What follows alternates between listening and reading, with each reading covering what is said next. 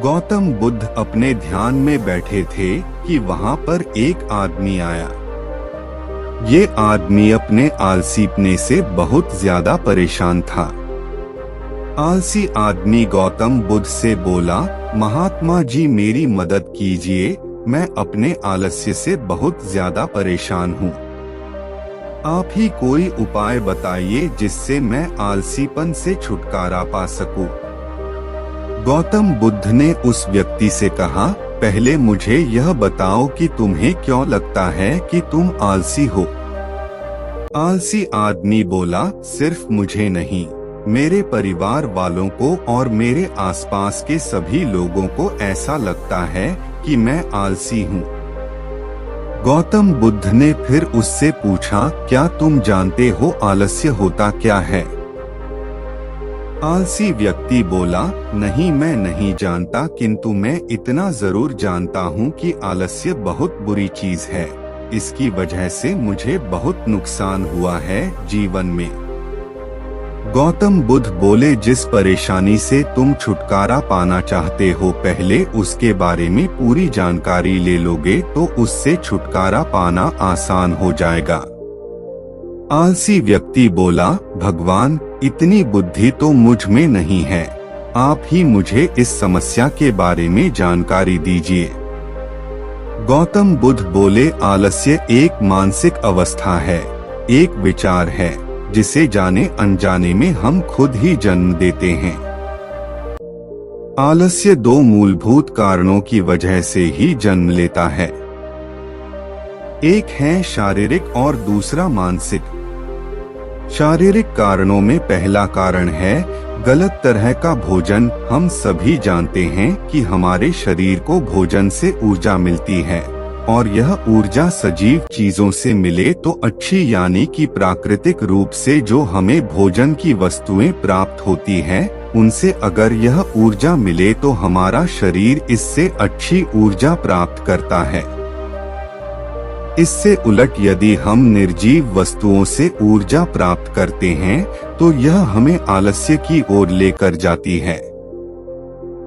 दूसरा कारण हमारी शारीरिक गतिविधियां भी हमें आलस्य के चंगुल में फंसा सकती है।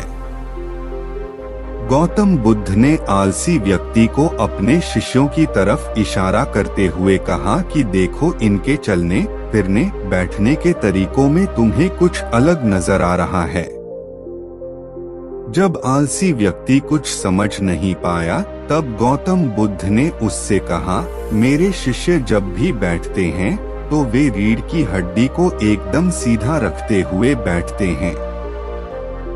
चलते हैं तो उनके दोनों पैरों के बीच अच्छे से संतुलन बना रहता है और जब वह सोते हैं तो उनका शरीर एकदम शिथिल रहता है।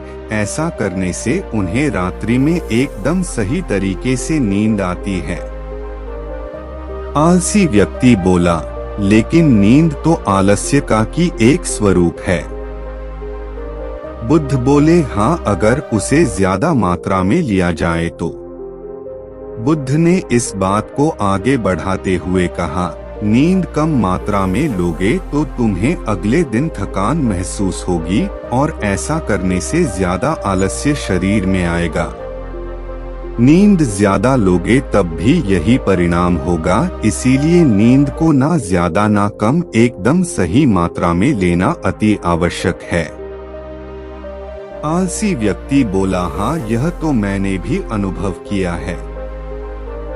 बुद्ध बोले, अब मानसिक कारणों के बारे में जान लो। मानसिक कारणों में सबसे पहले हैं हमारी पुरानी गलत धारणाएं। अक्सर ऐसा होता है कि हम पहले जिन कामों में असफल हो चुके हैं, हमारे अंदर ऐसी भावनाएं बन जाती है कि हम उस काम में हमेशा असफल होते रहेंगे, जिस वजह से हमें उस काम को करने में आलस आता है। ऐसी धारणाओं से छुटकारा पाने का एकमात्र उपाय यह है कि हमें अपने मन को यह समझाना चाहिए कि पिछली बार हम जब उस काम में असफल हुए थे तो हम उसके बारे में जितना जानते थे, अब हम उस काम के बारे में उससे ज्यादा जानते हैं, क्योंकि असफल होने के बाद हम उससे काफी कुछ सीखे भी हैं। बुद्ध बोले, दूसरा कारण है आलसी और कामचोर लोगों की संगत। कई बार ऐसा होता है कि हम आलसी नहीं होते, मगर जिनके साथ हम रहते हैं हम उन जैसे बनने लगते हैं। इससे छुटकारा पाने का उपाय बहुत सरल है। कामचोर और आलसी व्यक्तियों से दूर रहो। ऐसे व्यक्तियों की संगत में रहो जो अपने काम को बड़ी लगन से करते हैं और तुम्हें कुछ सिखा पाए। गौतम बुद्ध ने तीसरा कारण बताते हुए कहा, यह कारण आलस्य के लिए सबसे बड़ा कारण है। काम को कल पर टालते रहना यह कारण इतना शक्तिशाली है कि किसी भी व्यक्ति को बर्बाद कर सकता है। इससे बचने का सबसे आसान उपाय यह है कि जो काम जितनी जल्दी संभव हो उतनी जल्दी कर दिया जाए। गौतम बुद्ध ने आलसी व्यक्ति से एक सवाल पूछा, मान लो तुम किसी रेगिस्तान में फंस गए हो और तुम्हें प्यास लगी है, तो तुम क्या करोगे? आलसी व्यक्ति बोला, मैं जल्दी ही रेगिस्तान के आसपास कोई गांव की तलाश करूंगा या ऐसी जगह की तलाश करूंगा जहां पर मुझे पानी मिल सके। गौतम बुद्ध बोले, अगर तुम्हें काफी देर ढूंढने पर भी पानी ना मिले तब तुम क्या करोगे? आलसी व्यक्ति बोला, मैं तब भी अपनी तलाश जारी रखूंगा, क्योंकि ऐसी परिस्थिति में मेरे पास कोई और दूसरा विकल्प तो होगा ही नहीं। गौतम बुद्ध बोले, बिल्कुल सही, और यही है मानसिक स्तर पर आलस्य का चौथा कारण किसी भी निश्चित लक्ष्य का ना होना। यह भी आलस की ओर लेकर जाता है। अब सुनो पांचवें कारण के बारे में। गौतम बुद्ध बोले, सोचो कि तुम्हारे पास काफी सारे सोने के दागिने हैं जो तुम्हें एक जगह से दूसरी जगह लेकर जाना है।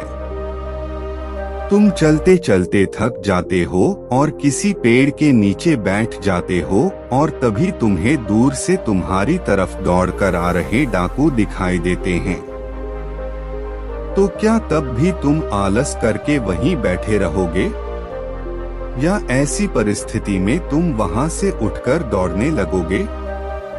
आलसी व्यक्ति बोला, जी मुझे वहां से दौड़ना ही पड़ेगा, नहीं तो मेरी जान और सोने के दागिने दोनों खतरे में पड़ जाएंगे।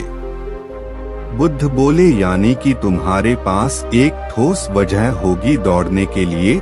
यही है आलस्य का पांचवा कारण, किसी भी काम के लिए ठोस वजह का ना होना। आलसी व्यक्ति महात्मा बुद्ध की बातों से संतुष्ट हुआ। वह बोला, महात्मा जी, मैं अब आलस्य के बारे में सब कुछ जान चुका हूँ और अब मैं इन सभी कारणों पर काम करूँगा और अपने आलस्य को दूर भगा दूंगा।